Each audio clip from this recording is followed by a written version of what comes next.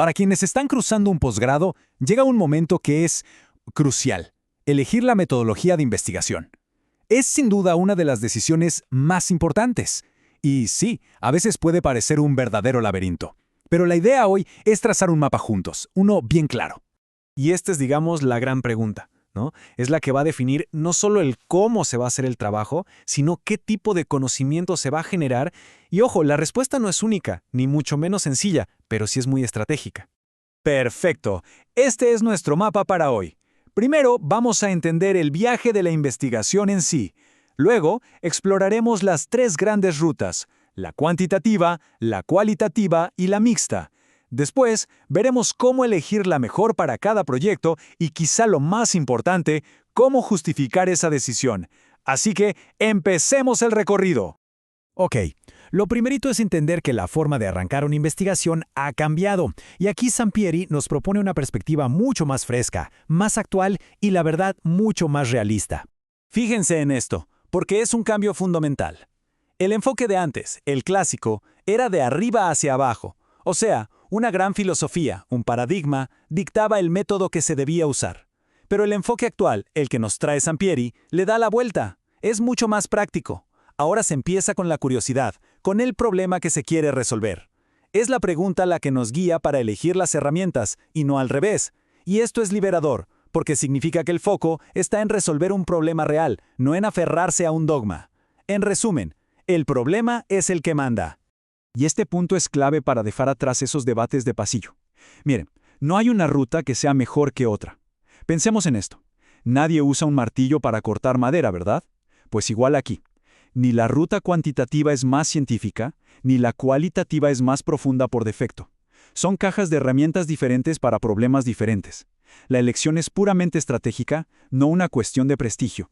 Muy bien. Entremos en materia con la primera gran ruta. Si pensamos en números, en mediciones exactas, en pruebas de hipótesis, estamos de lleno en el camino cuantitativo. La ruta cuantitativa es como la arquitectura de precisión. Todo, absolutamente todo, está planeado desde el inicio. Por ejemplo, un ingeniero que quiere probar la resistencia de un nuevo material no va a improvisar.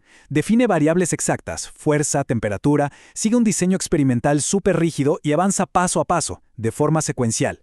Se parte de una teoría general, como este material es más resistente, para probarla en la realidad con datos numéricos. Eso es lógica deductiva, ir de lo general a lo específico.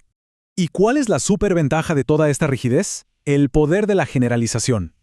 A ver, si un estudio médico prueba una vacuna en una muestra de, 5.000 personas, el objetivo es poder decir con confianza que va a funcionar para millones. Esa es la gran fuerza de este camino. Ofrece precisión, control y, algo crucial, la capacidad de que otros científicos puedan replicar el estudio para verificar los resultados. Entonces, el punto clave es este. Se elige la ruta cuantitativa cuando la meta es medir algo, cuantificarlo o probar una hipótesis. Por ejemplo, una pregunta como: ¿el programa de tutorías A mejora las calificaciones más que el programa B? Es el camino perfecto cuando ya existe un cuerpo de teoría y lo que se busca es confirmarla o refutarla con datos duros. Pero, ¿qué pasa cuando ni siquiera sabemos cuáles son las preguntas correctas? Pues para eso pasamos a la segunda ruta, que nos lleva a un universo totalmente distinto. Aquí el objetivo no es medir, sino comprender. Comprender en profundidad. Si la ruta cuantitativa era como la arquitectura, la cualitativa es como la exploración. Imaginemos a un antropólogo que llega a una comunidad para entender sus rituales. No llega con una encuesta ya hecha, empieza con una pregunta abierta, algo como: ¿qué significan estos rituales para la gente de aquí? Su diseño es flexible, una conversación lo puede llevar por un camino totalmente nuevo. Sus datos son las historias que escucha, lo que observa. Es un ciclo constante, observa, interpreta, y esa interpretación le genera nuevas preguntas. Aquí la teoría no se prueba, sino que se construye desde la realidad. Y eso, amigos, es lógica inductiva. Su gran fortaleza, sin duda, es la profundidad. Va más allá de lo que se ve a simple vista para entender el por qué y el cómo. No solo nos va a decir cuántos estudiantes abandonan una carrera, sino que nos va a ayudar a comprender por qué lo hacen, a través de sus propias historias y sus propias palabras. Es el método ideal cuando el objetivo es darle voz a las experiencias humanas. Entonces, ¿cuándo se elige esta ruta? Cuando el fenómeno es nuevo o se conoce poco, cuando el interés principal está en las vivencias subjetivas de las personas, o cuando se busca generar nuevas teorías a partir de los datos en lugar de solo probar las que ya existen. Ahora, ¿qué pasa si un problema es tan complejo que ni los números por sí solos ni las narrativas por sí solas son suficientes? Bueno, para eso existe la tercera ruta, la de la integración. Y esto lo ilustra perfecto. No se trate de juntar dos tipos de datos y ya. No, es una estrategia. En este diseño, por ejemplo, primero se aplica una encuesta a gran escala, algo cuantitativo. Luego, si un resultado estadístico es, no sé, raro, inesperado o muy interesante, se pasa a una segunda fase. Se hacen entrevistas en profundidad para entender qué hay detrás de ese número. O sea, lo cualitativo viene a explicar lo cuantitativo. Pensemos en la ruta mixta como usar un telescopio y un microscopio al mismo tiempo.